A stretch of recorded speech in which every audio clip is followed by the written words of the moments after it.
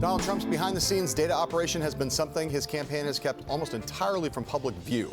But Bloomberg Businessweek's Josh Green and Sasha Issenberg were granted exclusive access to the people, the strategy, the ads, and a large part of the data itself that the Trump campaign is using in the final days of this election season, and possibly beyond. We are joined now by one of the authors of that piece from our Washington bureau, Sasha Issenberg. It is great to see you here, and your beard. Tell us about your story, Sasha. Yeah, so Josh and I went down to San Antonio, where the Trump campaign has built basically a second headquarters. There are more people who go to work in an office off of a freeway near the airport in San Antonio than go to Trump Tower every day, and it's where Trump has built this sort of data digital operation that they've been loath to talk about. He got through the primary by doing very little beyond TV interviews, rallies, using social media out of his own account as a sort of broadcast medium. But since he got the nomination from June onward, they've built a system that's doing a lot of targeted communication and collecting a lot of data on his supporters. And this was really the first time that they pulled back the curtain to talk about what they've been up to. One of the things a senior official is quoted in the story is saying, caught my eye and the eyes of a lot of people. It's something that's come up before about the notion of voter suppression. Here's part of what you write in the piece in Business Week. We have a senior aide says, we have 3 major voter suppression operations underway.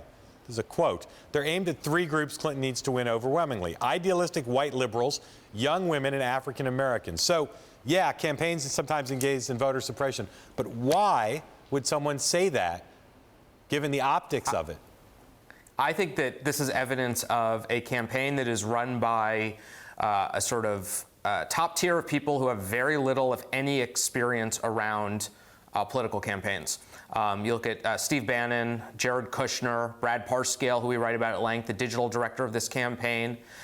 These are people who have very little experience at all, and I think that they've developed a strategy which is sort of dubious from a sort of scientific perspective, but they have no idea how fraught the term suppression is. They think that what they're doing is basically going to the most unreliable parts of the Democratic coalition, these groups that where you have a lot of voters who are not regular voters, and where polls show not a lot of enthusiasm for Hillary Clinton over the end of the year, over the course of the year, and they think that if they give them negative information about Hillary Clinton, it'll keep them home.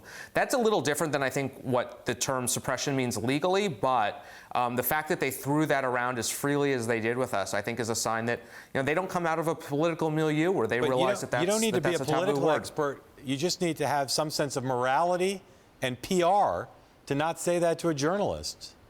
Yeah, so this grows out of basically their strategic assumption at the end of the campaign, which is that they have this very fervent base. That's the thing that's getting them to 42 or 43 or 44% in state polls.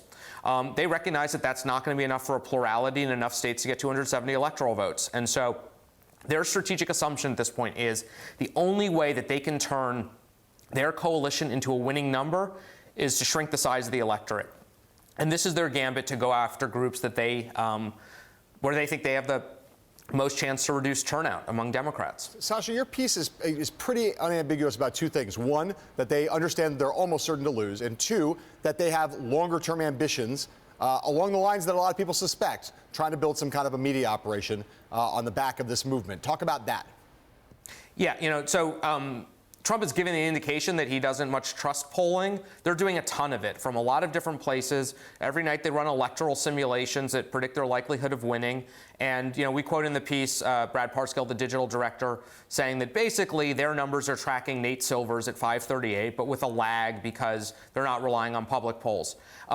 They know they're going to lose, and what comes after is probably either a splinter political movement or the sort of Trump media property that we've all been talking about, and they will have 13 million names they've collected over the course of this year to be an audience or a constituency for either.